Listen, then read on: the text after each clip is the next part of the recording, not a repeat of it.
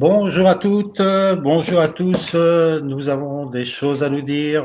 Bienvenue dans ce nouveau live. Un petit mot de bienvenue comme d'habitude. Hop,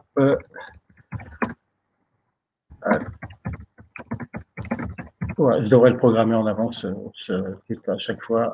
Hop, voilà. Bien, bienvenue pour ce 16e live, toujours avec mon ami GG qui est déjà là, qui est derrière la porte comme d'habitude et qui attend que je lui ouvre. J'espère que vous allez bien aujourd'hui. Donc je vous rappelle la thématique. On est toujours sur la fiche d'Arsenal. Comment on complète la fiche d'Arsenal. Donc on avait vu la dernière fois les surfaces et notamment la modification de surface.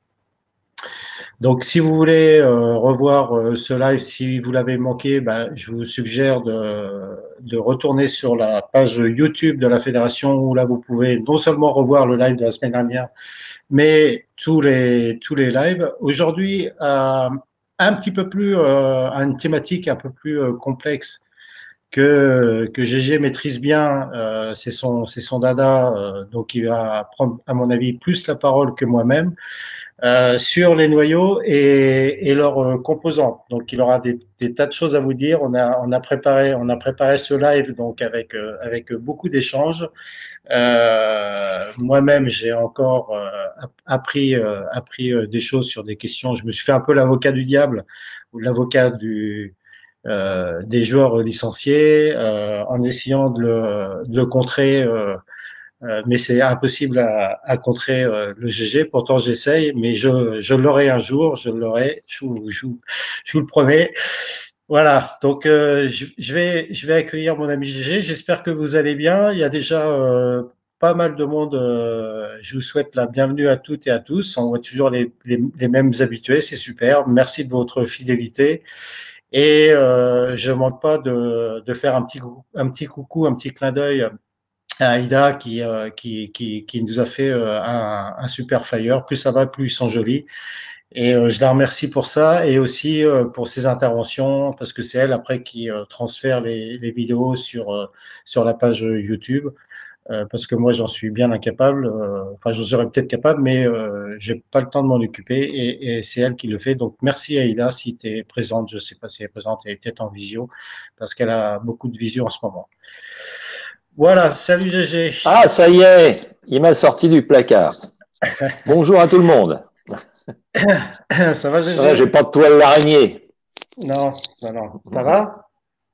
Ouais, bien, En super. forme? Tu vas être sollicité ce Ouais. soir. Il va peut-être y avoir beaucoup de questions. Moi, déjà, je t'ai posé beaucoup de questions la semaine dernière pendant qu'on préparait ce live.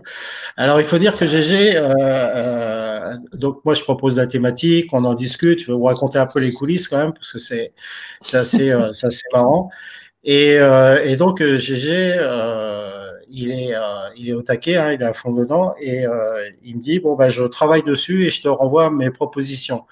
Et alors il me fait toute une liste avec beaucoup d'écrits, beaucoup de choses, et moi derrière en fait je passe l'aspirateur en fait, voilà. Donc je réduis un peu tout ça. Donc GG la science, hein, il porte bien son nom et après on arrive à la fin à synthétiser tout ça pour vous et à vous procurer à notre humble avis des belles présentations. Donc aujourd'hui les noyaux et leurs composantes. Donc on va voir ça tout de suite et puis dans un premier temps bah, on va vous proposer une petite vidéo qu'on a déjà vue sur les premiers lives qu'on avait fait sur la fabrication d'une boule.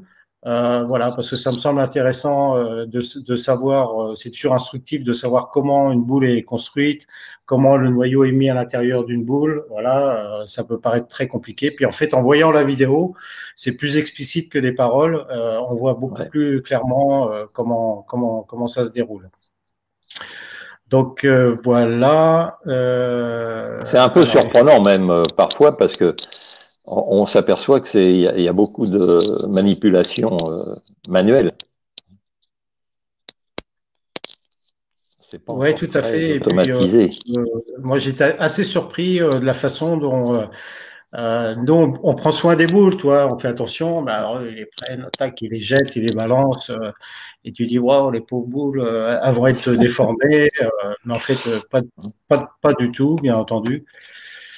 Voilà. Donc, je reviens sur mon petit PowerPoint, ma petite vidéo que je vais avancer. On va essayer de rester simple, hein, et Voilà. Alors, GG va nous commenter. Je vais la mettre en gros plan, cette vidéo. C'est une vidéo. ouais, Vous avez le lien, donc vous pourrez la voir en vidéo. ok. Donc là, on voit la matière du noyau qui coule. Donc c'est une résine, hein, on ne sait pas, ça c'est des secrets de fabrication. Donc, dans un premier temps, c'est le noyau qui est fabriqué. Alors là, c'est le noyau intermédiaire. On n'a pas vu la fabrication du noyau central. Là, on a vu le noyau intermédiaire qui entoure le noyau central. D'accord. Bon, là, c'est un vieux noyau, ça. Hein, c'est plus du tout comme ça. Hein. Et autour de ce noyau intermédiaire, on va couler la matière de la coque.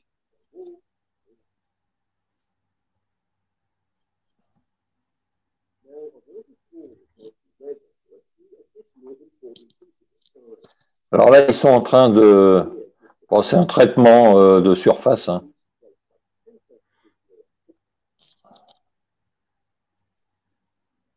Voilà, donc c'est ce que disait Eric. Bon, c'est amorti. Hein. Donc là, maintenant, ils mettent le noyau intermédiaire dans un moule.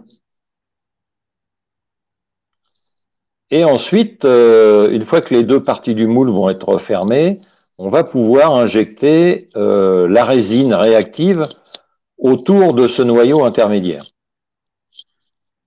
Donc, vous voyez que les moules, c'est pas... C'est Bon, vraiment de il y a l'artisanal, d'autres. en fait. Hein. Ouais. C'est Donc là, ils sont en train de voilà d'amorcer les pompes là, hein, parce qu'il y a un mélange de couleurs. Voilà. Donc c'est pour ça que vous n'avez jamais deux boules qui sont rigoureusement identiques. Et là maintenant, on est en train de voilà de mouler, vous voyez, la résine réactive autour du noyau intermédiaire. Donc les noyaux intermédiaires sont pas les mêmes suivant le poids de la boule. Et on va y revenir. Ensuite, il va falloir le démouler, bien sûr. Voilà. Le surplus. Voilà. Et là, bah, la boule, au moment où elle sort, là, c'est un peu lunaire. Hein, c'est pas très fini. Hein, c'est pas très joli. Donc, il va falloir passer ça dans une machine qui va en faire une sphère avec un aspect. Vous voyez, voilà, c'est mis entre pointes. Et puis, vous avez un bras sur le dessus voilà, qui va rendre la boule uniforme, en sphérique, fait, plus lisse uniforme et au bon diamètre. et au bon diamètre. Ouais. Bon, là, maintenant, ils sont en train de graver. Et ensuite, ils vont remplir cette gravure avec une peinture sèche. Dans les Pro Shop, on a ça sous forme de crayon. Voilà. Donc, c'est très artisanal quand même. Hein. Tout à fait. Bon, alors, il y a quand même des fabricants aujourd'hui, parce que là, il est assez vieux, hein, elle est assez vieille, cette vidéo. Donc, il y a quand même eu des améliorations depuis. Hein.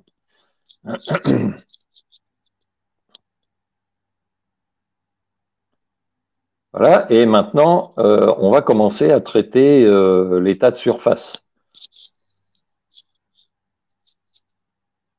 Alors, soit c'est poncé, soit c'est poli. Là, c'est un polissage. Ouais, tout à fait.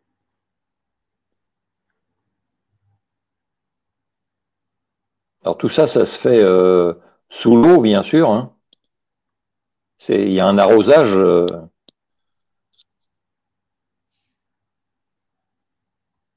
Voilà, donc là, on est déjà dans un Pro Shop hein, pour percer la boule, tracer et percer. Voilà. Je vais remettre juste au début par rapport au noyau Ici, là. ouais.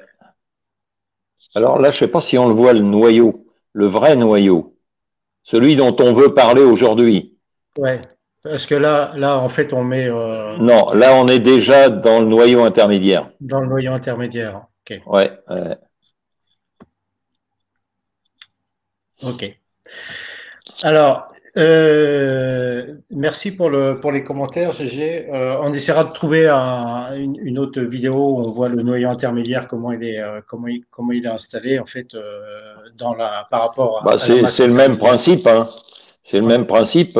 C'est le noyau qui est posé dans un moule et après, on injecte le noyau intermédiaire autour du noyau. Ouais. Alors, juste un petit rappel sur les facteurs de la réaction de la boule. Donc, on en avait parlé la semaine dernière sur la coque. Donc, on est sur 50% de la réaction totale. Donc, Ouais, avec différentes surfaces sur état de polyester et réactives. Et dans les réactives, on avait vu qu'il y avait les réactifs solides, hybrides et Pearl. La ouais, texture de la surface qui faisait 15% de la réaction totale. Donc, là, c'est ce qu'on peut modifier, notamment avec l'abralon. Ce qui fait qu'au total, la coque et la texture, ça représente quand même une partie importante de la ouais. réaction de la boule sur la piste et sur laquelle on peut nous-mêmes avoir une part d'influence. Vous l'avez expliqué sur le live. Aujourd'hui, on va parler du noyau, qui représente aussi une part moins importante, mais quand même importante par rapport à ce qu'on pourrait croire, ne serait-ce que par rapport à l'équilibrage, où là, on est à 20% de la réaction totale, et là, on va parler la notion de flair. Donc, GG va nous parler de tout ça, Mhm. notamment avec le différentiel, les RG et les boules symétriques et asymétriques. Voilà. Voilà. Donc l'objectif, c'est pas de vous compliquer la vie, c'est que vous compreniez mieux, en particulier la différence entre une boule à bas RG, haut RG, et puis la différence entre un noyau symétrique et un noyau asymétrique, pour que vous puissiez mieux choisir vos boules et surtout mieux les utiliser. C'est ça l'objectif final. Hein. Ouais. Alors, on s'aperçoit qu'il y a effectivement, c'est invisible à l'œil nu, bien entendu, parce qu'on voit que la boule est sa surface. Et on verra quels points peuvent être intéressants à comprendre sur la surface de la boule et que les noyaux, bah, vous pouvez voir les différents noyaux sur Internet. Si vous êtes un peu curieux, vous tapez sur la marque, vous cherchez la boule. Généralement, c'est bien sûr en anglais, mais vous allez avoir des photos et des images et là, vous Ouais, il y allez a des voir photos. différentes formes, Bah, vous différentes faites, ouais, densités. vous faites le nom du fabricant. Vous ajoutez bowlingattaché.com et vous allez tomber sur le site de chaque fabricant. Ouais, stormbowling.com, rotogrip.com, Ouais, brunswick.com, etc. J'ai juste une petite question. Donc, on verra. Donc, les noyaux, ça comprend effectivement les RG, les différentiels, le CG, le Masbia, le différentiel. Moi, j'ai une petite question, GG, c'est ouais. euh, pourquoi en fait les noyaux ont été inventés en fait en quelque sorte et quelle influence pourquoi au départ ils ont été mis et quelle influence ça avait après sur la réaction. Alors au départ, donc là c'est après les boules en bois, hein, donc c'est les boules en caoutchouc dur. Hein. Et donc il y avait une partie un peu plus lourde, qui est plus dense, qui était positionnée dans la boule pour en fait compenser le poids qu'on allait enlever en faisant les trous. Donc c'est pour ça qu'il y avait euh, un point pour repérer le milieu de cette partie-là, pour qu'on fasse les trous à cet endroit, hein, parce que sinon, bah oui, si vous enlevez du poids sur une sphère uniforme, vous créez du poids de l'autre à l'opposé. Hein. De l'autre côté, ouais. Et donc c'était pour compenser en fait cette perte de poids et Au départ, oui. toujours l'équilibrer, quoi. Et on s'est aperçu, un peu comme Au les fur et à nuages. mesure, ouais, au fur et à mesure de l'évolution, bon, il y a eu beaucoup de hasards souvent qui ont fait évoluer les choses. Mais voilà, on s'est aperçu que la forme du noyau intervenait sur le comportement de la boule.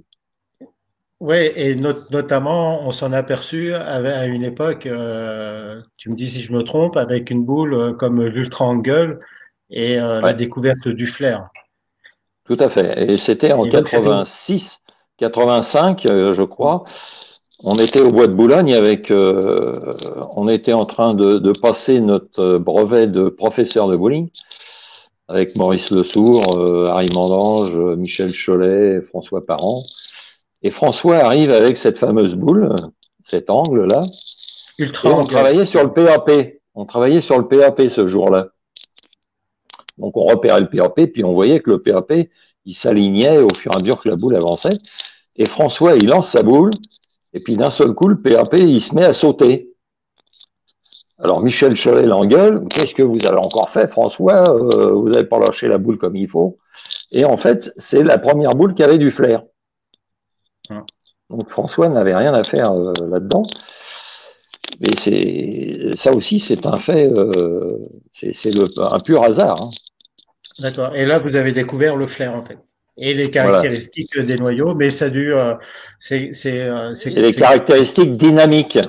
ouais, et j'imagine que pour l'anecdote, qu'une personne comme Michel Chollet, qui devait être très pragmatique, ça a dû lui dire, mais non, non, qu'est-ce qui se passe? C'est comme si on lui Ouais, annonçait ouais. que la Terre elle était ronde, alors qu'on est persuadé que la Terre est plate, quoi. Ouais, ouais. Un Alors, moment. les indicateurs visibles qu'on peut voir sur la boule, GG. Voilà. En fait, pour les joueurs, il y a soit deux repères sur la boule, le pin que tout le monde connaît. Hein, en fait, c'est le point d'ancrage. C'est par là que le noyau il est tenu pour pouvoir injecter le noyau intermédiaire autour. Et il y a le centre de gravité qui est repéré à la surface aussi. Alors c'est simple, on met la boule dans un bain ou sur des jets d'air, et forcément le point lourd il se met en bas, et à ce moment-là on le marque. Et voilà, on a le centre de gravité qui est repéré à la surface de la boule. Donc un noyau symétrique, vous avez deux repères, le pin et le CG, et un noyau asymétrique, vous avez trois repères. Vous avez le Masbia en plus, la partie que vous voyez en bas de la boule du haut. Et qu'on peut Donc le repérer, Masbia, ouais, avec ça avec nous une permet distance. de repérer l'orientation du noyau à l'intérieur. Tant que c'est un noyau symétrique, l'orientation, on s'en moque puisque c'est la même chose tout le tour du pin. Mais dès que c'est un noyau asymétrique, il faut qu'on sache comment se trouve positionné le noyau à l'intérieur de la boule. Donc on a besoin d'un troisième repère. D'accord. Donc ça veut dire que déjà chez soi, là, on peut sortir Ouais, toutes ces boules et observer si on a des boules symétriques, ouais, asymétriques. On peut tout faire à la fait. différence entre les deux sans obligatoirement aller voir sur Internet ou sans obligatoirement demander à son perceur. Hein. Donc Tout la à petite fait. astuce, c'est effectivement, il y a un pin sur les boules symétriques et asymétriques, mais sur les boules asymétriques, vous allez avoir une autre marque en fait qui est à là c'est noté à une distance de 6 3/4 C'est à 90 degrés environ. Hein. Enfin, c'est à 90 degrés. ouais, c'est à 90 degrés, ouais. Et voilà. Donc si vous avez, alors le CG, on a peut-être un petit peu plus de mal à le voir parfois, parce que c'est En vraiment un fait, petit point. chaque fabricant, alors le pin d'un fabricant à l'autre, c'est pas la même couleur, et d'une boule à une autre, c'est pas la même couleur, mais ils ont tous à peu près la même dimension. Hein, ça fait à peu près 1 centimètre de diamètre. Le CG, il peut être un peu n'importe où, suivant la position du noyau à l'intérieur. Et il n'est pas obligatoire que le pin, le CG et le Masbia soient alignés. Hein, donc, vous affolez pas si vous voyez que Mais le problème, c'est que chaque fabricant a sa propre façon de repérer le CG et de repérer le Masbia. Ouais. Et puis c'est obligatoire. C'est quelque chose qui est réglementé et Ouais, obligatoire. ouais, oui, c'est quelque chose qui est réglementé, tout à fait. Donc si vous avez une boule, si vous achetez une boule où il n'y a pas de pin et autres, c'est une boule qui ne sera pas homologuée et avec laquelle vous ne pourrez pas jouer. Ouais, alors pas de pin, ça voudrait dire que c'est une boule très très légère. Mais Type bon, boule de râtelier, par exemple. Il y a une autre ouais. marque qu'on n'a pas citée, c'est que bon après il y a le nom de la marque et le nom de la boule. Par contre aussi, il doit y avoir absolument le numéro de série. Ouais, le numéro de série et le logo USB-C pour que cette boule, on sache qu'elle a été homologuée. Voilà, ça c'est Hein, parce obligatoire. que Le il numéro y de a quand série. même des boules qui sont pas homologuées, donc il faut faire attention si vous allez aux États-Unis, en particulier, si vous achetez une boule en dehors d'un pro shop dans un magasin de sport, vous pouvez très bien acheter une boule qui en fait ne correspond pas, ne répond pas aux normes internationales. Ça, en général, c'est le diamètre qui est plus petit, la boule est plus petite parce que quand ils l'ont passé sur cette grosse machine là que vous avez vu, bah, il y avait encore des cheminées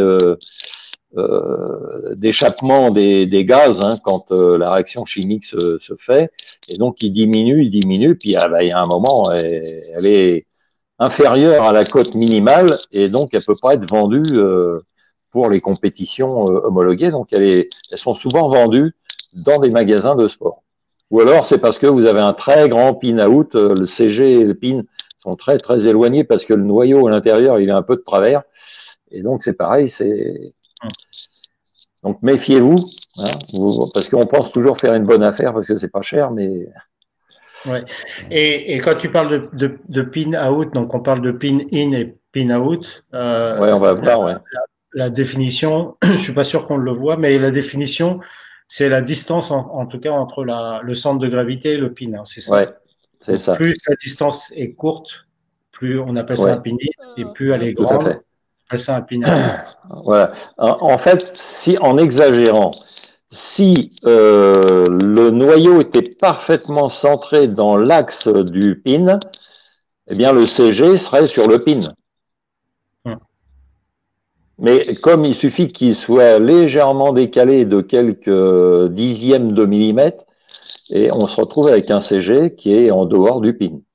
Hum. Plus ou moins, suivant que le noyau est plus ou moins euh, de quelques millimètres, hein, des fois, hein, ça Hum. suffit. Quelques remarques intéressantes. D'abord, une première remarque de Philippe. Salut Philippe. Quelquefois, le masbia est dans le trou du pouce suivant le perçage. Alors là, on vous a Ben, ça, expliqué. c'est suivant l'équilibrage.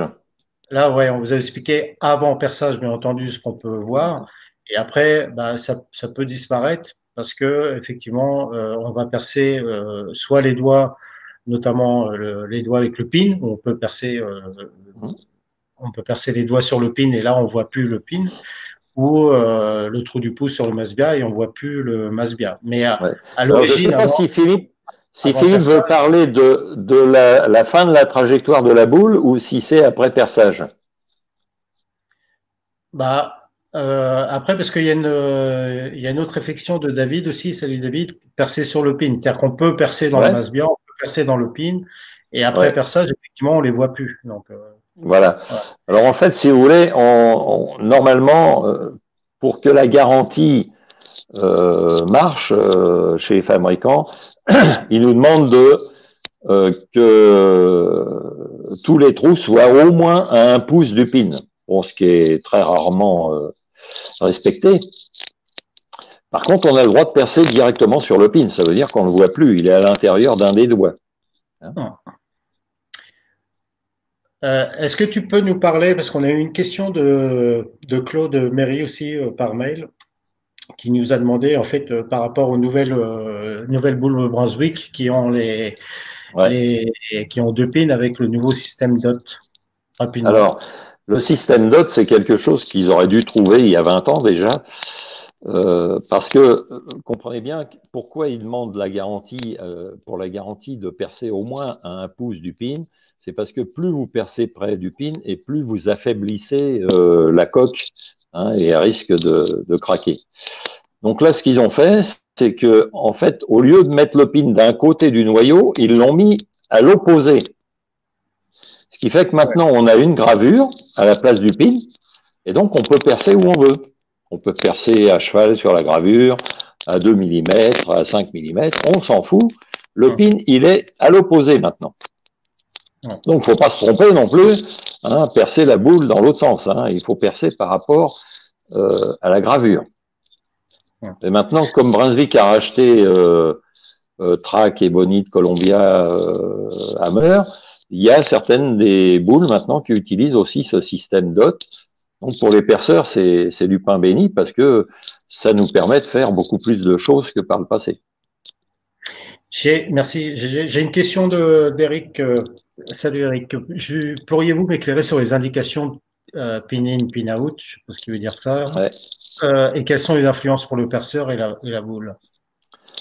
Alors, c'est plus du tout les mêmes influences aujourd'hui que les règlements ont changé, puisque maintenant on est passé à 3 onces de déséquilibre. Avant, c'était 1 once.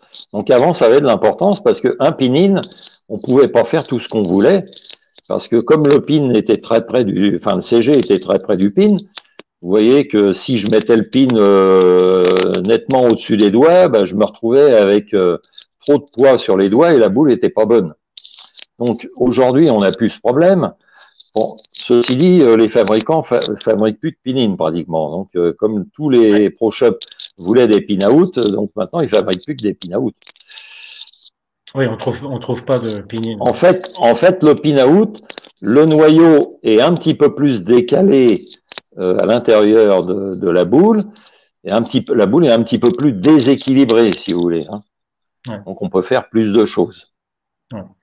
Je reviens sur une réflexion de Philippe qui dit je parle de croire qu'on a une boule à noyau symétrique parce qu'on ne trouve pas le masbia en fait. Parce que le masbia, en fait, en perçant, si on perce le pouce dessus. Ah oui, on le voit plus. En fait, on le voit plus. Ouais. On peut penser qu'on a une boule symétrique. Tout à fait.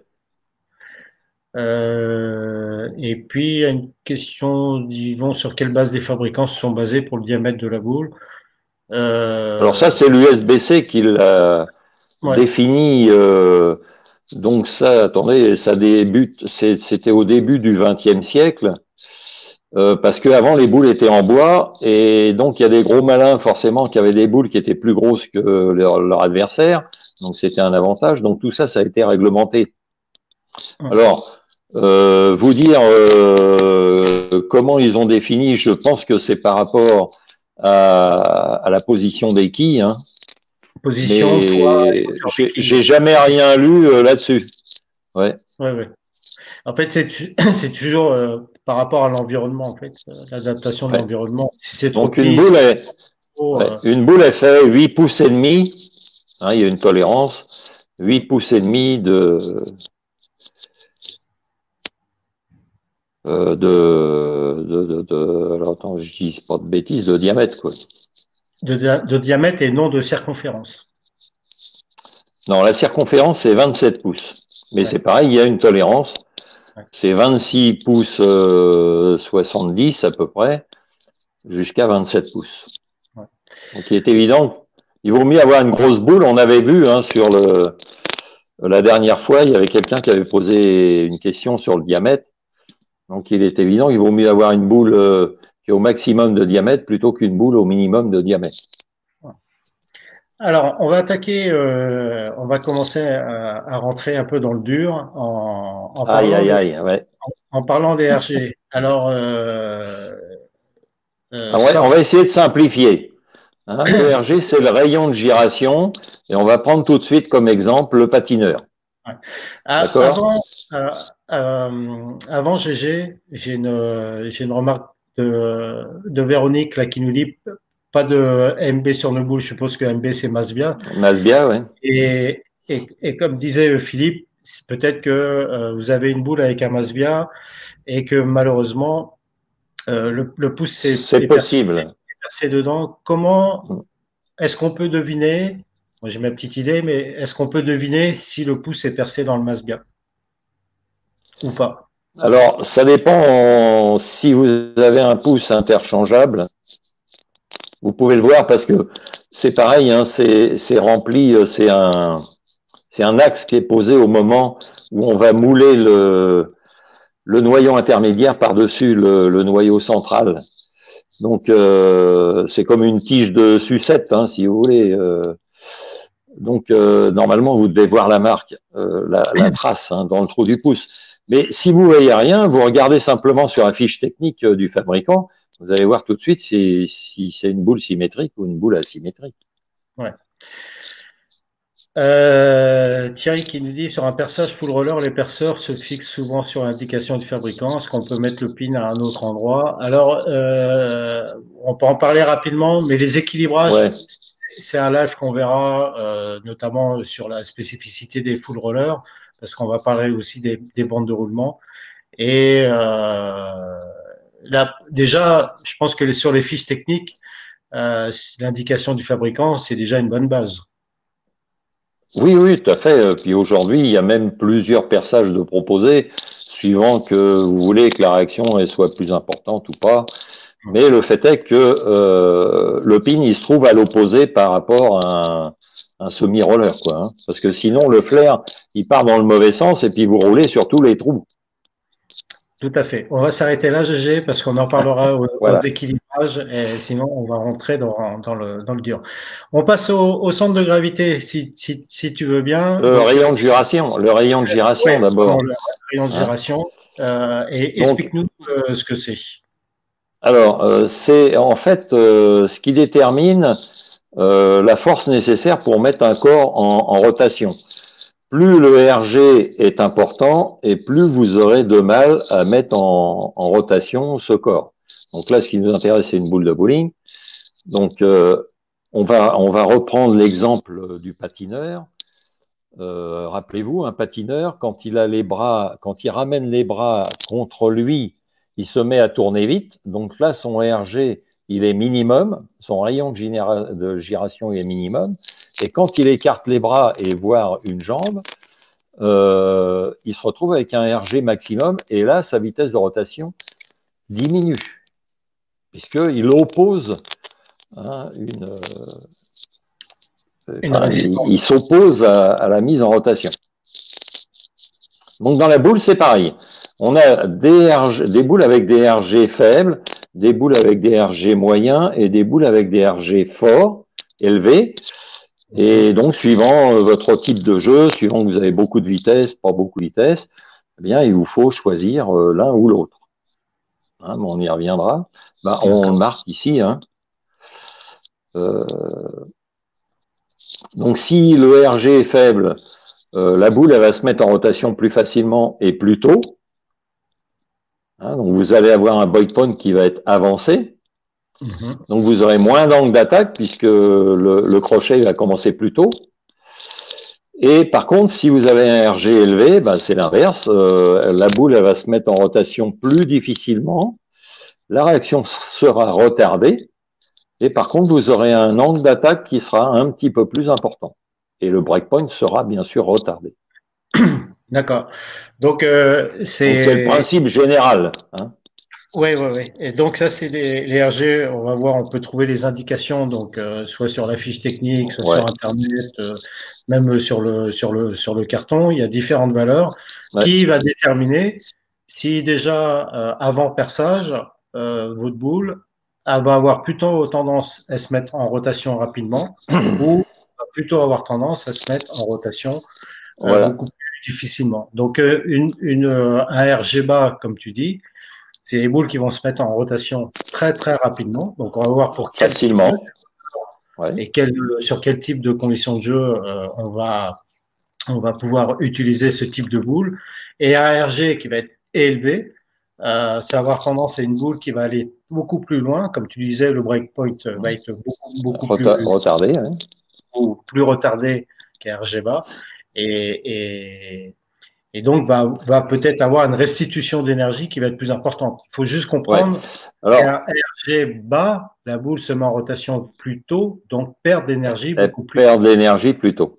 Donc, voilà, en général, on va dire un joueur qui a plus de vitesse que de rotation, on va plutôt lui mettre un RG bas pour que ça compense et que la boule elle se mette en rotation plus facilement.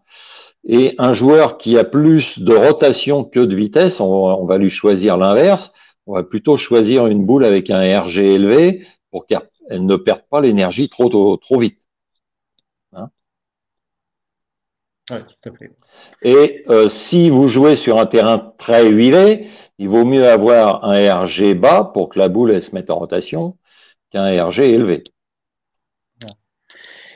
Et donc, il y a différentes valeurs qui déterminent si le RG bas, si le RG est élevé, donc haut, ou entre Ouais, les deux, si le RG est moyen. Donc ici, vous voyez les valeurs qui s'affichent. Donc de 2,460 à 2,5 pouces, ces noyaux sont considérés comme des bas RG. ouais, Entre 2,501 et 2,550, c'est considéré comme des RG moyen, moyens. Et entre 2,551 et 2,800, qui est le maximum homologué, ouais, autorisé, et là, on est sur des ORG. Donc déjà, voilà. euh, ça veut dire que déjà, avant perçage, je peux déterminer la boule, et on le verra beaucoup plus tard en fonction de mon compromis vitesse-rotation. Si j'ai plus de vitesse que de rotation, ou inversement, si j'ai plus de Ouais. rotation que de vitesse, déjà, Mon intérêt, je peux aller voir le perceur en sachant quand même que le perceur reste un expert et qui va bien vous conseiller par rapport à ça. Mais vous pouvez vous faire une petite idée et ça me semble important. Euh, Tu me diras, toi, GG, ça me semble important parce que moi, bon, j'ai percé des boules, mais je me mets à la place du joueur. Et souvent, je vais aller sur Internet, je vais regarder, je vais voir Belmont jouer, je vais voir Kevin Kulik jouer, Daria, et elles vont jouer avec des boules parce qu'elles sont sponsorisées et me dire, ah putain, mais je vais aller voir mon perceur. Là, j'ai vu le pro là, et il joue avec cette boule-là, elle m'a l'air super, je veux la même. allez, Et la dernière fois, j'écoutais un live de Jason Belmont et il y avait un joueur qui posait une question qui disait qu'est-ce que tu me conseilles comme boule et quelle est la meilleure boule Storm parce qu'il joue avec des Storms ouais, et il lui a répondu honnêtement. Il lui a dit moi je peux te dire pour moi qu'est-ce qui me convient le mieux et qu'est-ce que bien j'ai comme sûr. ma boule préférée, mais il lui a dit tout honnêtement, il lui a dit écoute, ça dépend de ton jeu. Si tu as plus de vitesse que de rotation, donc il a fait le même discours que nous, hein, il n'y a pas de souci par rapport à ça, et je trouvais que c'était intéressant par rapport à un joueur de Ouais, référence et pro et qui est sponsorisé par Storm. Et il lui a pas donné de boule. Il lui a dit, ça dépend de ton jeu. Si tu as plus de bien vitesse que sûr. de rotation. Et aujourd'hui, il faut que tu ailles voir ton perceur, parce qu'il connaît, et lui dire, voilà, moi aujourd'hui, j'ai des problèmes sur des pistes qui rentrent de trop. J'ai des problèmes sur des huilages ou quand c'est très huilé. Ou Mhm. j'ai plus de vitesse que de rotation. Qu'est-ce que tu conseilles comme boule?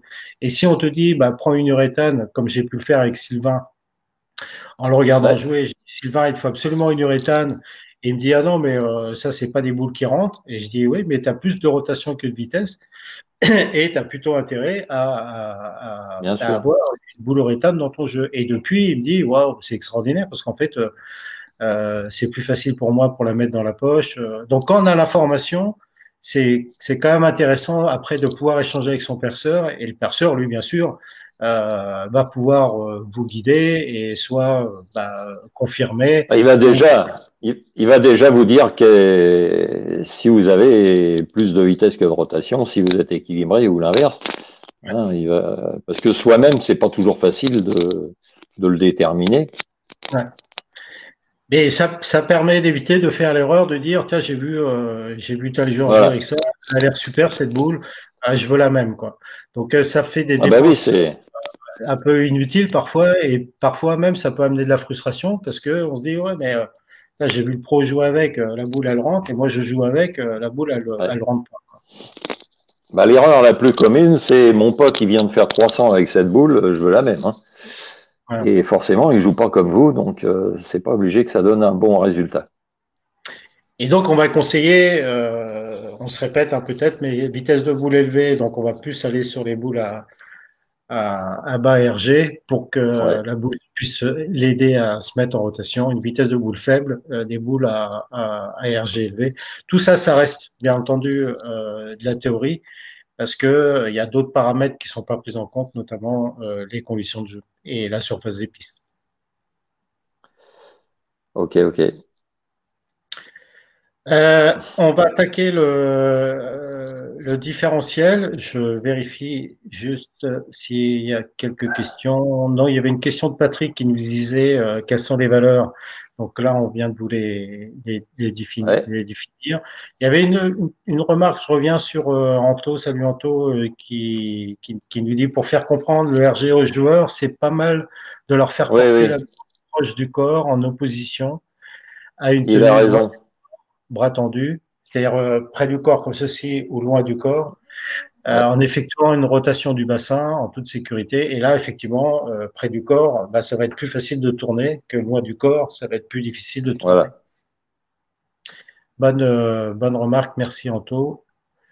Euh, et alors, j'ai Ça deux fait questions. partie de ces exercices d'échauffement, hein, Anthony. Non, Qu'appelez-vous mais c'est vitesse bien. élevée? Question d'Olivier et une question de Philippe qui nous dit qu'entendez-vous par vitesse élevée? Ça, on va y revenir aussi Ouais, sur le prochain live sur le compromis ouais. vitesse-rotation. Voilà, mais Parce que imaginons, c'est un joueur pro, il envoie la boule à 30 km/h, c'est une vitesse élevée, mais sauf que lui, il l'envoie à 450 tours minute. Donc, c'est plus un problème, la vitesse élevée. Hein. ouais, Par contre, si vous envoyez votre boule à 30 km/h et que vous lui imprimez que 150 tours minute, là, la vitesse élevée, votre boule, elle va aller pratiquement tout droit, quoi. Hein. ouais. Après, effectivement, tu as raison, si la vitesse de boule, euh, Faut ce qui toujours nous tenir intéresse, compte du compromis. ce qui nous intéresse nous, c'est le compromis. C'est, Voilà. il y a pas une vitesse standard en fait qu'il faut pour faire tomber les quilles. Quand vous regardez les tout petits, les enfants jouer pendant les anniversaires ou les écoles de bowling ou autres, ils n'ont pas de vitesse de boule et ça les empêche pas de faire strack. Alors, Parce que, certains ont dit qu'il fallait environ au moins 26-27 km/h hein, pour être efficace, mais c'est toujours la même chose. C'est une question de compromis parce qu'il suffit pas d'envoyer la boule à 27 km/h. Il faut que le compromis soit bon, qu'il y ait l'orientation de l'axe de rotation elle soit bonne, que ça corresponde avec les conditions de jeu, etc., etc. Il y a ouais, tellement de paramètres qui interviennent hein, qu'il suffit pas d'avoir la bonne vitesse. Hein. ouais, Ça sera un peu simple. ouais. Et puis c'est aussi un peu toute la complexité dans l'analyse technique notamment. Voilà. Quand on a le compromis vitesse-rotation, quelqu'un qui va avoir beaucoup de vitesse, qui va pas avoir de rotation, on va essayer de lui augmenter le nombre de rotations pour essayer d'équilibrer Ouais, le compromis. Et après, si on n'y arrive pas ou si c'est trop difficile, on peut essayer de diminuer les vitesses, mais et là, on va lui faciliter la tâche entre guillemets en choisissant une boule qui lui correspond par rapport à son jeu. ouais. Voilà. Je sais pas si ça a répondu à vos questions. Il y a plein de moyens Et, avant de et on y diminuer revient. la vitesse. Faut essayer d'autres moyens. Hein. Parce que Ouais, la vitesse, c'est un vecteur important quand même. C'est c'est bien clair, d'avoir de la vitesse. c'est clair. Alors, on passe au différentiel, GG. Alors, qu'est-ce que c'est Ouais. le différentiel maintenant qu'on a vu les différents RG? Alors, on a vu qu'il y avait un RG maxi hein, quand on tend les bras et un RG mini quand on rapproche les bras. Donc, le différentiel, bah, c'est la différence entre ces deux valeurs. Et donc, sur une boule de bowling, ils mesurent en laboratoire le RG mini et le RG maxi et ils peuvent donc en déterminer le différentiel. Donc, sur le dessin en dessous, vous avez la valeur du RG mini autour de l'axe vertical, hein, 2,520, et la valeur du RG maxi sur l'axe horizontal, 2,570. Donc, vous avez un différentiel de 50 millièmes, 50 oui, millièmes de pouce. Et alors, ok. Et alors, là, pareil, comme le RG, attends, je vais me remettre ici. Comme le RG, on va trouver différentes valeurs, hein, on va le voir Ouais, après. Et quelle influence ça va avoir sur… donc, on a vu le RG bas, la mise en rotation plus rapide de la boule par ouais. rapport à un RG élevé. Et au niveau du différentiel, quel impact ça va avoir sur la dynamique du noyau? Ok, alors le différentiel, ça va vous donner une idée du potentiel de flair de la boule. Donc c'est bien un potentiel, Ok. hein, c'est pas une. Après, ça va dépendre de la façon dont la boule va être équilibrée, et puis ça va dépendre aussi du nombre de Et rotations que vous allez communiquer à la boule, hein. ok. Qu'est-ce que tu appelles le flair? Mais alors le flair, en fait, quand avec les noyaux actuels, du fait qu'il y a un RG mini et un RG maxi, le noyau, une fois que la boule va être lancée, il va essayer de se mettre en rotation autour d'un axe stable, hein, soit l'axe horizontal, soit l'axe vertical. Et donc, une fois que la boule est en rotation sur la piste, la friction aidant, le noyau va en quelque sorte un peu renverser la boule. Et donc, vous allez vous retrouver avec des bandes de roulement, plusieurs bandes de roulement. Quand la boule va revenir, vous allez avoir plusieurs bandes d'huile sur votre boule. Donc, plus le différentiel est élevé, plus la boule a de potentiel de flair et plus les bandes sont écartées. Et plus la boule perd de l'énergie rapidement, plus vous générez de friction. Donc, si on Ouais. reprend l'exemple du RG tout à l'heure, le joueur qui a beaucoup plus de vitesse que de rotation, on va lui choisir une boule avec un flair élevé. Et celui qui a plus de rotation que de vitesse, on va plutôt lui choisir une boule avec un différentiel faible, hein, pour ne pas Ouais. qu'elle perde trop d'énergie trop vite. Ouais. Vous voyez, c'est de la cuisine, hein, le bowling. C'est un petit peu de ceci, un petit peu de cela, hein, un peu de sel, un peu de poivre, un peu de. C'est Ouais. de la cuisine. Et après, on rajoute effectivement tout ce qui est l'environnement, les pistes, les Ouais. surfaces de piste, les huilages, le ratio. Et puis après, ce sont les éléments de la scorabilité, matériel, environnement, et puis après le joueur par rapport à ses émotions, et puis la connaissance qu'il a sur les ajustements, etc., etc. Euh, ce qui est important. Et c'est le perceur qui va optimiser tout ça.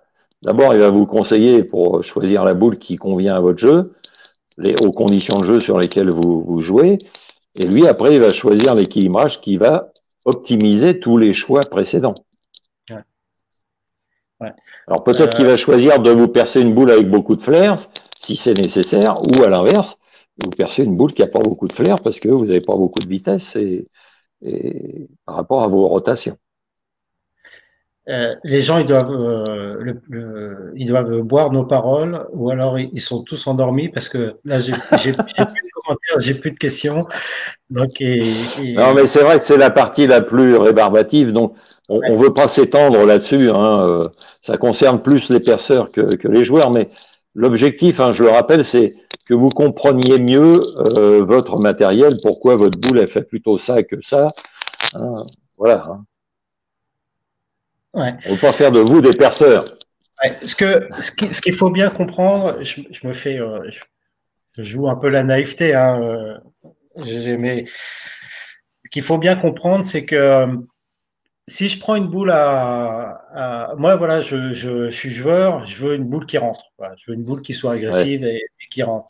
Donc, je vais prendre une boule. Mon réflexe, hein, ça va être de prendre une ouais. boule à bas RG, parce que je me dis, elle va rouler tôt, Une elle va solide, rouler, bas RG et différentiel élevé. elle va rouler vite. Et puis, je vais prendre j'ai écouté GG Eric, et puis, je vais prendre un différentiel élevé parce qu'il va y avoir plein de flares, donc les bandes de roulement vont se croiser, il va y avoir beaucoup de friction, et là, ma boule va rentrer à mort. Je vais lancer la première boule, et en fait, ça va faire le contraire. Elle va finir tout droit. que ma boule, elle va finir tout droit et elle n'aura pas cette finition Ouais. que j'aurais. Donc, c'est bien ce qu'il faut comprendre, c'est qu'une boule qui va rouler tôt et qui va avoir un différentiel élevé, donc par le croisement des bandes, on va le voir après, là, sur la diapo, bah, la boule, elle va se mettre à rouler direct, tout de suite, dès la tête de piste, et donc elle va finir moins au bout. Donc, c'est ça qu'on Bah, ça aimerait. dépend. Ça dépend des conditions de jeu et puis ça dépend de votre compromis vitesse-rotation. Hein, Voilà. voilà, faut Et, tenir compte de tout ça. et c'est là où, où je vais enchaîner sur la réflexion d'Yvon. Quelle est la vitesse moyenne pour avoir de bons résultats? Il n'y a pas de vitesse moyenne pour avoir des bons résultats. Parce que aujourd'hui, c'est le compromis vitesse-rotation Voilà. qui va déterminer le potentiel de strike. Ensuite, si la piste, imagine ton compromis vitesse-rotation, admettons, Yvon, il est bon, il est correct. OK. Et donc, il matche bien sur des conditions de jeu moyennes. Imagine, tu tombes sur des conditions de jeu où là, la boule, elle va tout droit. Bah là, un des leviers qui va te permettre de matcher avec la piste, ça va être de réduire ta vitesse. Et aujourd'hui, bah, ta Ouais. vitesse de boule, en la baissant un peu, bah, va te donner du score. Contrairement à si tu n'as pas d'huile ou peu d'huile sur la piste, bah, une vitesse de boule élevée va augmenter la scorabilité parce que c'est ce que la piste te demande. Donc, il n'y a pas de vitesse idéale, ça dépend ce que la piste Bien te sûr. demande. Et donc là, C'est pour ça que les on a, compétences du joueur sont très importantes parce qu'il faut qu'il soit capable d'adapter sa technique à ce que demande la piste. voilà. Et donc là, on a quelques réflexions. C'est réveillé. On est bien, on est à l'écoute. Donc ça, c'est plutôt Sinon, rassurant. Pas de sinon on questions, peut parler plus fort pour les réveiller. discours clair et compréhensible. Donc ça, ça, c'est plutôt rassurant. On écoute. Alain, toujours au rendez-vous, Ouais, que je salut Alain. écoute. Hop, c'est certain, c'est très technique. Joël, est-ce que tu vois ces écrits? Oui, bien sûr, quand on voit tout le monde. On va continuer le différentiel. Pierre qui nous dit c'est quand les pieds touchent la terre, effectivement. David, il faut une vitesse qu'on maîtrise et qui nous permet de répéter de façon régulière le lancer et le lâcher. Là, effectivement, la base, Ouais. hein, la base, c'est d'avoir effectivement une vitesse de boule qui soit et un nombre de rotations qui soit régulier, qu'il soit bon ou qu'il soit mauvais. C'est déjà la régularité qui compte. Donc le différentiel, bah, pareil que le RG, ici on a différents Il y a, chiffres, il y a des valeurs. des valeurs que vous pouvez trouver sur Internet. Donc un différentiel bas et après GG va nous redire, nous préciser la différence entre ces valeurs. Donc différentiel bas de 0,010 à 0,40, 0,040 pardon, un moyen 0,041 à 0,050 pouces et un différentiel élevé, donc des croisements de bandes, comme vous avez dit, GG, Plus important, important et plus écarté. à 0,060 qui est le Le maximum maximum autorisé. autorisé. Voilà. Donc la différence entre les trois, qui nous fait une petite précision, GG. Donc là, c'est marqué. Bah, Hein. ouais, en fait, ça va dépendre de votre compromis, hein, c'est ce qu'on n'arrête pas de dire. Et puis des conditions de jeu sur lesquelles vous jouez, quoi. Mais la réaction théorique, si tu veux, le différentiel, plus le chiffre est bas, plus le croisement de bande va être faible. Et plus le Tout chiffre est à fait. élevé, le croisement de bande va être élevé. Et donc ça va jouer sur la friction. Tout à fait. Donc, je vous donne un exemple. Euh, Quand je lâche ma boule, elle fait 12 tours sur la piste. D'accord? Donc, ces 12 tours, si j'ai un différentiel bas, entre le premier tour et le dernier tour, il va y avoir peut-être 3 ou 4 centimètres. Maintenant, la même boule, je la lance exactement de la même façon, mais elle a un différentiel élevé. Je vais me retrouver avec 10 centimètres d'écart entre ma première et ma dernière bande de roulement. Comprenez? Ils peuvent À pas chaque prendre. rotation, à chaque rotation, les bandes, elles vont être plus écartées. Et Et donc, donc plus ça, elles sont écartées, plus je suis sur une partie sèche à chaque rotation, et plus je génère de la friction. voilà, ce qui est important, en tout cas pour moi, c'est l'association différentiel-friction. Friction, voilà. Beaucoup de différentiel, beaucoup de friction. Peu de Voilà, différentiel, plus, de ouais, friction. voilà, c'est ça. Et Mais alors, la friction, c'est ce qu'on cherche tout le temps quand on joue au bowling. Hein. Au boule d'essai, on cherche une zone où il y a de la friction pour que la boule réagisse. Donc c'est toujours la friction, presque le maître mot. Hein. Si je joue très fort, je vais acheter une boule qui génère de la friction. Si je joue sur des pistes très huilées, bah, il faut que je génère de la friction. Si je joue sur des pistes sèches, il faut que je diminue la friction. Donc, je vais prendre une boule qui génère pas de la friction, je vais augmenter ma vitesse, etc. Vous comprenez? Faut gérer la friction. tout à fait. Une question à compétence égale, une boule à 19 km/h, je suppose, sera quand même moins efficace qu'une à 23, juste. Bah, sauf Pas si des- c'est très gras. Et ça dépend du compromis vitesse-rotation. Et puis, ça dépend du terrain, quoi. Si la piste ne génère pas de friction, bah, peut-être qu'il faut jouer à 19 km/h. Tout à fait. Joël qui nous dit, salut Joël, avec 23 km/h et 13 tours, je pense donc avoir un compromis vitesse-tour équilibré. Peut-être ça, c'est à vérifier. Je pense Donc, qu'il est déséquilibré. Tu as plus de rotation que de vitesse. ouais, après, c'est à vérifier. Mais bon, admettons que ce soit équilibré, je vais choisir une boule à RG moyen. Oui, mais Ouais, ouais. tout dépend aussi si tu joues plutôt Sur sur des quel villages. terrain tu vas jouer? Voilà. Donc ça Donc tu se auras joue. sûrement aussi, Joël, besoin d'une boule avec un différentiel élevé quand tu joues sur des pistes très huilées et peut-être une boule avec un différentiel faible quand tu vas jouer sur des pistes plutôt sèches ou en fin de série. Voilà. Et une bonne remarque, c'est vrai que il a raison, Alain. Le vainqueur du dernier Ball Master a signalé qu'il avait ralenti sa boule étant donné le village à 50 pieds Ouais, pour pour le 50e tournoi pour pouvoir gagner. Effectivement, il a été obligé alors là, en fait, il a fait un ajustement tactique qui est de ralentir tactique, et ouais. pas par le choix de la boule. Aussi certainement par le choix de la boule, mais tu peux avoir la meilleure boule qui soit. Là, il aurait pas pu faire cet ajustement-là. Il aurait peut-être pas gagné le tournoi. Donc, Ouais, il a sûrement. ralenti sa vitesse de boule. Une excellente question. Merci, Alain, pour ta remarque. Une excellente question de Patrick. Est-ce que le lâcher joue un rôle important sur le flair? Bah, c'est le lâcher, c'est surtout le nombre de rotations. Hein, donc, alors évidemment, plus vous avez de rotation, plus la distance entre la première et la dernière bande, plus il y a de flair, bien sûr, parce que il y a plus de nombre de tours. Hein.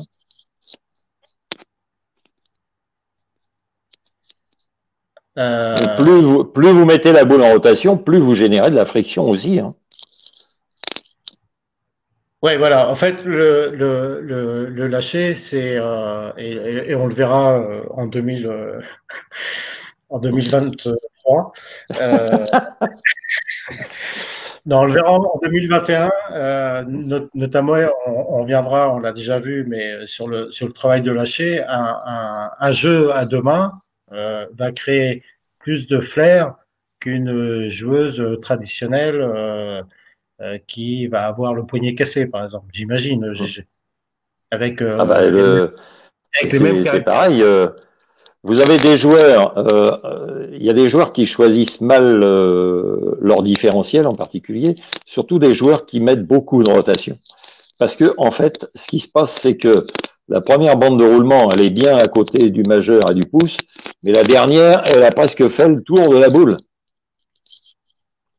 Et là, on peut même finir, quand il y avait les trous d'équilibrage, souvent la boule, elle finissait sur le trou d'équilibrage.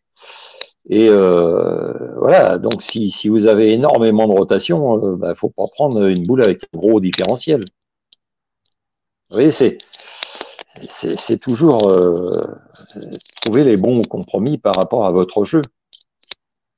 Ouais, tout à fait, ouais. Une remarque d'Anto qui rejoint un peu le lâcher. En aucun cas, l'écartement des bandes de roulement ne s'explique par le Non, lâcher. non, l'écartement, c'est le différentiel. C'est le différentiel. Par contre, après, le nombre C'est le bandes nombre.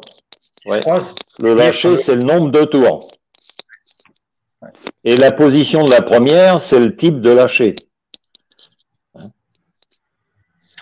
Une question, on en avait parlé, GG, notamment sur le lâcher Ouais. à plat, entre un lâcher à 0 et un lâcher à 45 degrés. Est-ce que ça crée une différence de flair ou pas? Est-ce que Bah, l'axe, la direction des rotations modifie ou pas le flair? si c'est lâché à plat, vous allez quand même avoir du flair, mais comme il n'y a pas l'axe de rotation, il n'est pas décalé, donc la boule elle va droit, quoi. Mais le flair reste le même qu'un lâcher à Mais il y a 45 du degrés. flair, ouais. Mais il y a pas d'angle, il n'y a pas d'angle de la rotation, elle n'est pas à 45 ou à 60 degrés, par exemple, et donc la boule, elle suit l'axe de la piste, quoi. Oui, c'est la direction qui va être différente et la réaction de la boule. Mais c'est pas l'axe de Bon, rotation, elle va tourner un petit peu au bout, hein, mais bon, c'est pas l'axe de c'est rotation infime. qui détermine le flair. Non. Ok, je te propose d'avancer. Le temps passe, ça fait déjà 1 heure et il va nous rester après les Ah noyaux merde, ouais. symétriques et asymétriques. Donc la dernière diapo sur le différentiel, c'est Bah là, on voit, ouais. d'observer en fait la bande de roulement. Donc sur la boule de gauche, on voit une bande de roulement qui est fixe. Donc là, c'est une C'est boule une boule de Sper. voilà, Hein, elle a qu'un seul RG, donc il y a pas de différentiel. Donc Et il n'y a donc pas de là, flair. on comprend bien que la boule, en fait, elle roule toujours sur la même partie, donc sur cette bande de roulement-là. Et à la fin, elle va avoir moins de friction parce que la bande de roulement se croise pas, reste toujours Ouais. sur cette partie huilée. Un différentiel moyen avec donc créer du flair moyen, vous voyez sur la boule du milieu, Pour le des même bandes, joueur, hein, le même lâcher. Hein. des bandes de roulement qui se croisent et qui sont assez serrées et des bandes de roulement qui se croisent et qui sont beaucoup plus écartées sur un différentiel élevé.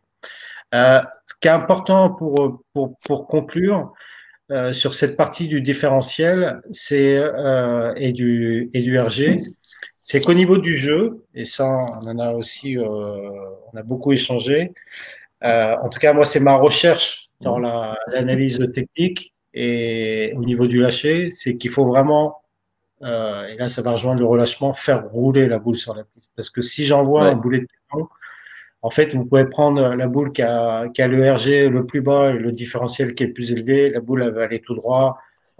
Donc, Il faut la mettre en rotation. il faut mettre la boule en rotation. Et c'est pour ça qu'on insistait beaucoup lors des derniers lives sur le relâchement. Parce que plus vous allez être Ouais. relâché, plus la boule va pouvoir exprimer son potentiel d'agressivité ou pas d'ailleurs. Voilà. Mais si vous tirez sur la boule, comme on peut entendre, si vous arrachez, si vous forcez, eh ben, en fait, vous allez avoir la boule qui soit le plus agressive qui soit, mais la boule va aller tout droit. Plus vous êtes relâché, moins vous en faites, plus la boule va pouvoir s'exprimer sur la Ouais. piste. Voilà. Ça, c'est, c'est important. Et puis, on parle de phénomène dynamique, mais pour que ça s'exprime, il faut que la boule soit en rotation. Hein, si, en imaginant vous lancez une boule à 100 tours minute, dynamiquement, il n'y a pas beaucoup de réaction. Hein, il faut. Alors, j'ai pas réussi à savoir à partir de combien de tours minute, mais je pense qu'il faut au moins 200, 250, 300 tours minute pour que vraiment les phénomènes dynamiques qui soient exploités. Quoi. Oui, tout dépend. Là, je veux pas être trop d'accord avec toi, GG, mais c'est pas très grave. Mais tout dépend de la vitesse. Dire si Oui, tu bien disposes sûr, bien sûr. de beaucoup de rotation, mais qu'il n'y a pas beaucoup de vitesse, la boule, elle va quand même s'exprimer avec son flair. Ouais, alors, si tu veux, ce qu'il faut comprendre, c'est que les phénomènes dynamiques, en fait, ils retardent un petit peu la réaction de la boule. Hein. Donc, s'il n'y a pas de vitesse du tout, la boule, bien sûr, la friction, elle va prendre le dessus tout de suite. Donc, la boule, elle va arriver au bout, elle sera morte, quoi. Hein. Pas d'impact, beaucoup de déflexion, etc. La rotation aide la boule à garder la rotation latérale, quoi. Une remarque de Joël, puis après on va passer au boule. Ok pour le relâchement, mais difficile d'avoir de vitesse si on n'a pas de force mis dans la boule. Si on n'a pas de force, pas de vitesse. C'est pas une question de Ouais, force. non, non. Non, sinon, ça se saurait. Et sinon, tous les joueurs pro, ils iraient dans la salle de musculation et ils feraient de la fonte. Et au contraire, plus tu fais de la fonte et moins tu vas avoir d'efficacité.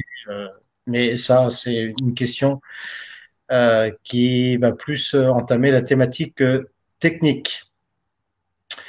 Alors, deux petites vidéos, oui, il y a les vidéos aussi GG qui sont rapides là sur la. Ouais, sur le noyau, oui, le flair là.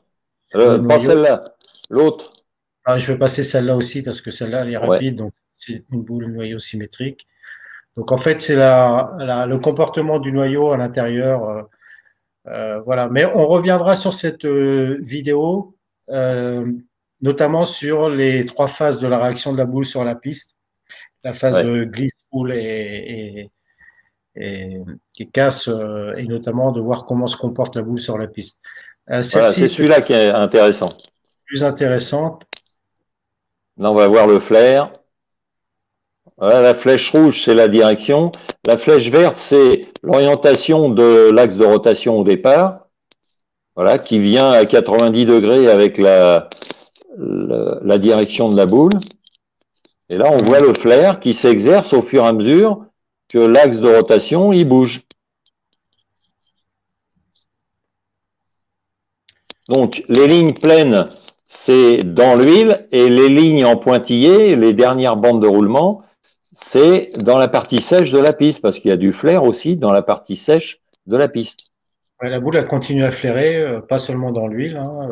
On voit effectivement quand la boule revient les parties huilées, mais elle continue à flairer sur la partie sèche. Alors là, on voit que les bandes de roulement, elles se superposent à un endroit.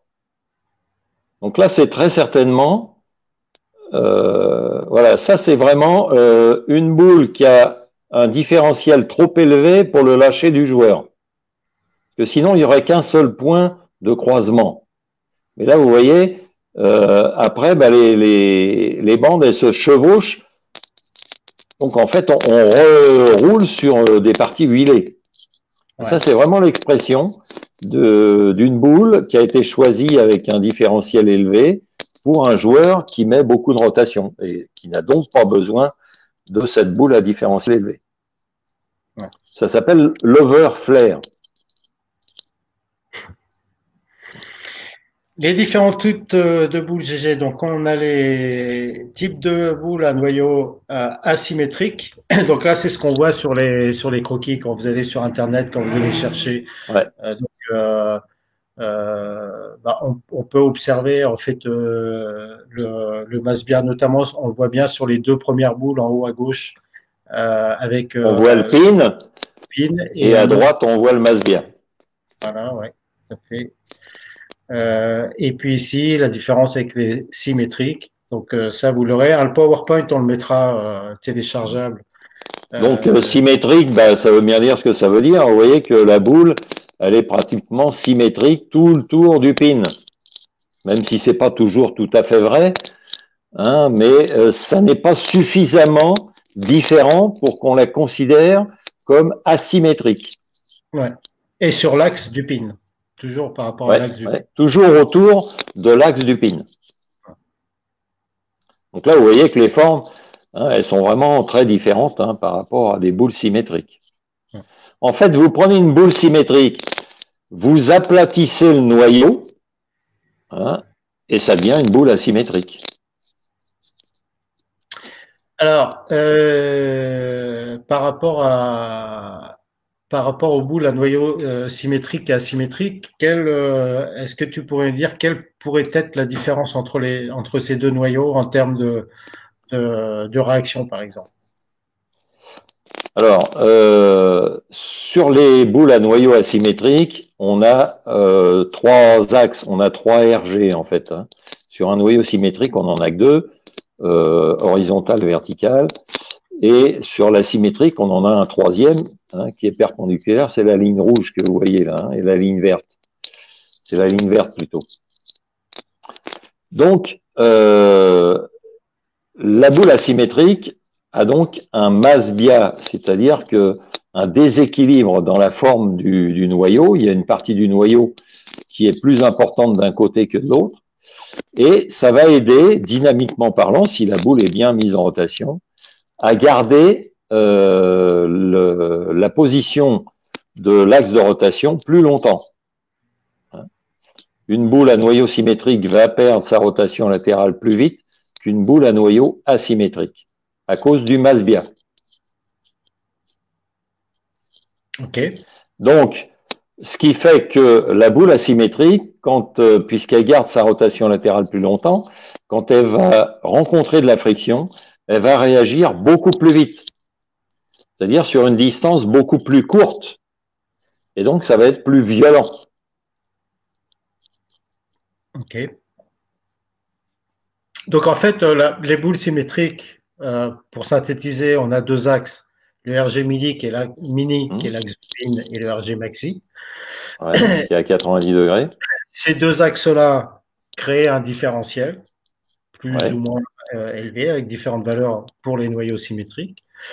Et les noyaux asymétriques, on a un troisième axe, On a la même chose, RG mini, RG maxi, différentiel, mais en plus, on a un troisième axe d'asymétrie, hein, qu'on appelle le Masbia. Qui crée un différentiel, ce qu'on appelle le différentiel intermédiaire. Voilà, et qui est très influent sur la forme de la réaction de la boule. Et donc, c'est ce différentiel intermédiaire qui va créer plus de friction, plus de réaction, plus de rapidité de réaction quand la boule va rencontrer de la friction. Et plus cette valeur du différentiel intermédiaire est importante, et plus la réaction va être courte et violente. Ouais. Ça me fait penser qu'on n'a pas mis les valeurs oui, mais bon, c'est pas. différentiels. Donc, est-ce qu'on peut dire qu'une boule symétrique va rentrer moins avec la même surface, hein, va rentrer moins fort qu'une boule asymétrique? Alors, on ne peut pas dire qu'elle va rentrer moins fort, elle va rentrer différemment, c'est-à-dire avec un crochet beaucoup plus allongé. Elle peut couvrir le même nombre de lattes, si vous voulez, en hook, en crochet total, mais la forme de la réaction va être différente. C'est-à-dire que ça va être une forme plus violente? Non, moins violente pour la boule symétrique, oui, et plus violente pour la boule asymétrique. Oui, je voulais dire pour la boule asymétrique, plus violente qu'une boule symétrique. Ouais. D'accord. Donc, alors, ça se traduit comme ça, en fait. Imaginez, vous percez une boule asymétrique à quelqu'un qui n'a pas beaucoup de vitesse. Qu'est-ce qui va se passer? Quand la boule va rencontrer de la friction, en sortant du village, elle va braquer, elle va changer carrément de direction, et malheureusement, les quilles, elles sont encore loin, et la boule, elle va finir tout droit. Donc, ça va pas être efficace. Par contre, c'est très bien les boules asymétriques pour des joueurs qui ont trop de vitesse, par exemple, parce que ça va leur donner le petit crochet supplémentaire qui leur manque en général. J'ai le souvenir d'avoir été quand j'avais été à Singapour, il y avait l'équipe nationale féminine qui était là, et il y a une joueuse qui a un peu le morphotype d'un garçon manqué et qui met beaucoup de rotation, énormément de rotation. Et c'était juste avant de partir au championnat du monde. Et dans son sac, elle avait aucune boule asymétrique. Ouais. Parce que- Ah bah, parce qu'elle aimait pas. si vous Et, avez trop de rotation par rapport à la vitesse, c'est bien d'en avoir une ou deux, mais vaut mieux avoir des boules symétriques. Oui. elle est partie au championnat du monde sans avoir une boule asymétrique avec elle. Ouais, bah, bon choix. Ouais, et puis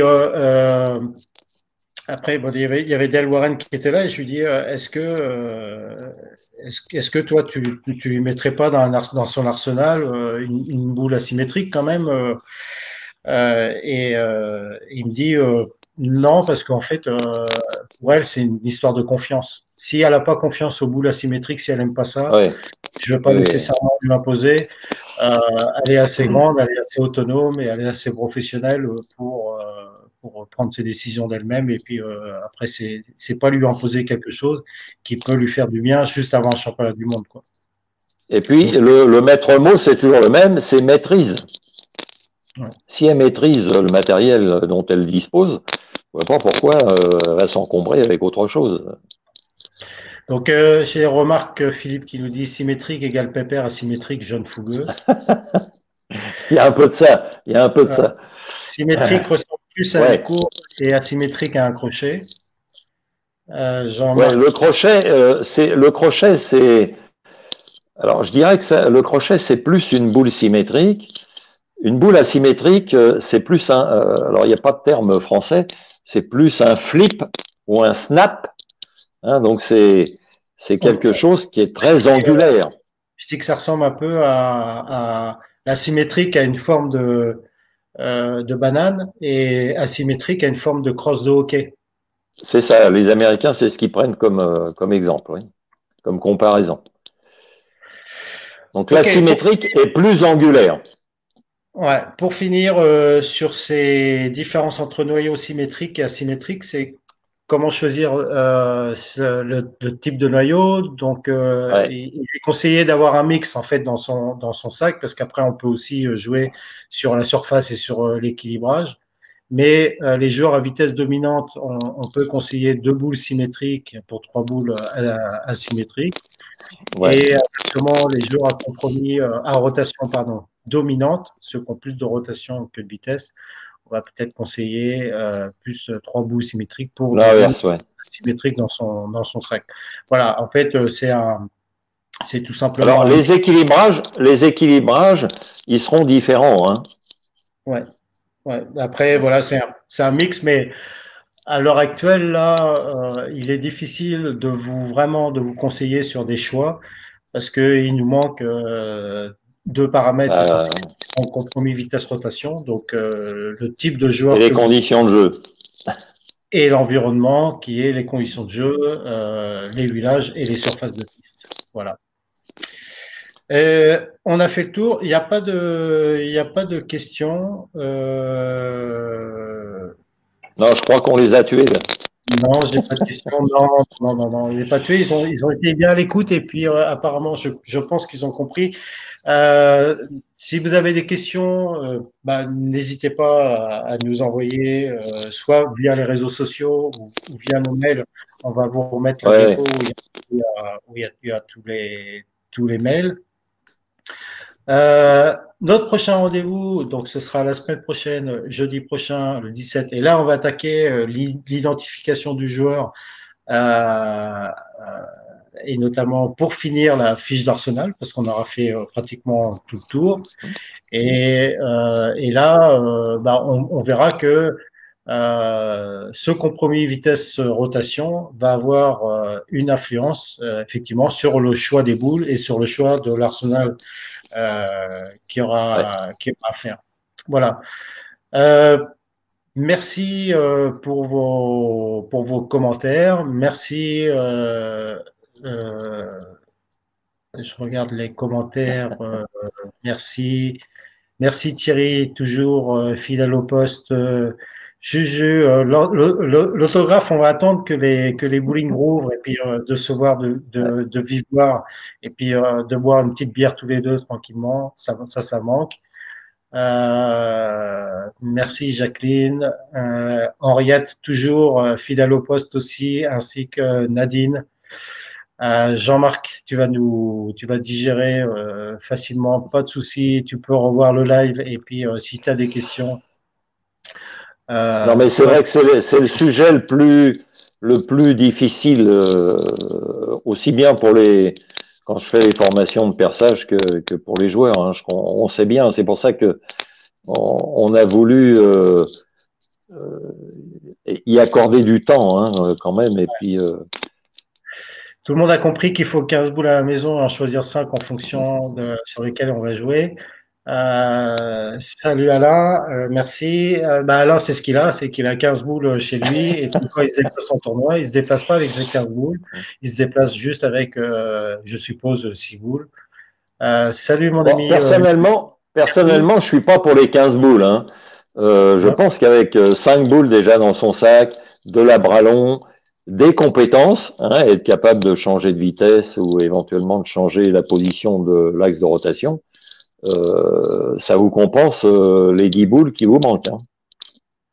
oui, oui, oui. Mais Alain, effectivement, nous a précisé que quand il se déplace en compétition, il se déplace pas avec les 15 boules qu'il a, il se déplace qu'avec Non, 6 je me boules. doute, je me doute. Et parce qu'il nous a fait la remarque la semaine d'après, une remarque intelligente d'un point de vue stratégique, c'est qu'il essaie toujours de se renseigner sur les pistes et sur le Ouais. village qu'il va avoir. Voilà. En fait, c'est Voilà. Donc, surtout sur le degré de friction qu'il faut vous renseigner. Est-ce que c'est des pistes neuves? Est-ce que c'est des pistes usagées? Est-ce que c'est des pistes AMF? Est-ce que c'est des pistes Brunswick? Hein, c'est le niveau de friction qu'il faut arriver à déterminer, hein, en gros, pour mieux choisir votre matériel. voilà. Donc, clair pour comprendre son arsenal. Bon, ça, c'est, merci Cathy, c'est cool, tant mieux. Julie, qui nous fait aussi un petit coucou. Rhône-Alpes. Tac, tac. Qu'est-ce qu'il nous dit, Joël? Il était au taquet ce soir, Joël. Si je compte toutes mes vieilles boules, on va en avoir. Avec celles qui sont dans le jardin, Joël. Salut Ralph. Ok, pas de souci. Si tu as t'as des questions, David qui nous dit quelles pistes sont les plus agressives, AMF ou Brunswick, on verra ça. AMF. C'est vraiment AMF. AMF, ouais. Et je t'invite à aller sur la page YouTube. On parle. C'est pas qu'elles sont plus, enfin, elles sont plus agressives parce qu'elles sont plus molles. Donc, elles génèrent plus de friction. Voilà. Voilà. Hein, c'est, Voilà. Et arrêtez s'il vous plaît de poser des questions parce que GG, ça le fait repartir à chaque fois. Il redémarre au quart de tour, vous remettez une ouais. pièce dans le jukebox et il repart. Merci à tous, merci à toutes. Ouais. On avait encore, vous voyez, c'est le titre que j'ai choisi pour vous. On avait encore beaucoup de choses à se dire et pas seulement nous à vous dire, mais à se dire et à Oui. échanger. Et dans le contexte actuel, je vous assure, ça nous fait du bien à tous. Ça lui fait du bien à toutes et à tous. Et je vous en remercie de tout cœur. C'est toujours Ouais. un plaisir de partager avec vous grâce à ces lives. Et ben, en fait, on peut rester en contact, même si on se voit pas, c'est un peu la frustration, mais d'échanger vos Et puis remerciements, vos ouais, et puis questions. on vit un peu notre passion, bon, d'une autre façon, mais Voilà, remarque. Et puis, c'est un peu pervers aussi parce que on comprend bien que ça vous donne envie de retourner sur les pistes et que malheureusement, il ouais, va ouais. falloir patienter un petit peu. Mais prenez des notes et puis après, quand vous allez repartir, vous allez être à fond. En tout cas, vous allez être à fond C'est un puzzle, hein. en ayant C'est un puzzle, optimisé hein. Voilà. grâce à la connaissance. Voilà.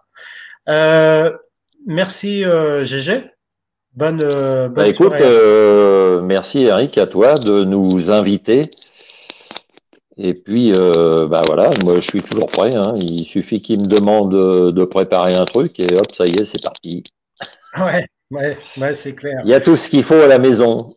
C'est clair. On vous donne rendez-vous, les amis, jeudi prochain. Et il y aura aussi un autre live. Donc là, c'est en préparation parce qu'on va poser la question, Hmm. notamment où tu seras invité, GG, par rapport à la disparition de John, où je veux absolument, je tiens Ouais, à lui ouais. faire un hommage. Donc c'est un petit peu long parce que bon, j'étais voir Marie-Ange et puis Wendy. voilà, pour essayer aussi de récupérer quelques anecdotes et puis de joindre quelques personnes. Donc tout ça, ça se met en place. J'ai reçu pas mal de photos. Merci aux personnes qui ont pu m'envoyer quelques photos. J'ai aussi une petite vidéo. Donc on verra tout ça et puis on parlera de notre ami et des anecdotes qu'on a vécues ensemble. Voilà, ça me met des frissons. Mais Ouais. ça va être chouette et ça va être sympa avec des personnes invitées. Voilà. Merci à toutes et à tous encore une fois. N'hésitez pas à poster des petits commentaires. Si vous avez des thématiques, si vous avez des besoins, si vous avez des envies, on est là tous ensemble et n'oubliez pas, on a encore plein de choses à nous dire. Merci GG. Bonne soirée. Allez, ouais. Au revoir à À, tous. à Bye bye. bientôt. Merci beaucoup. Ciao, ciao.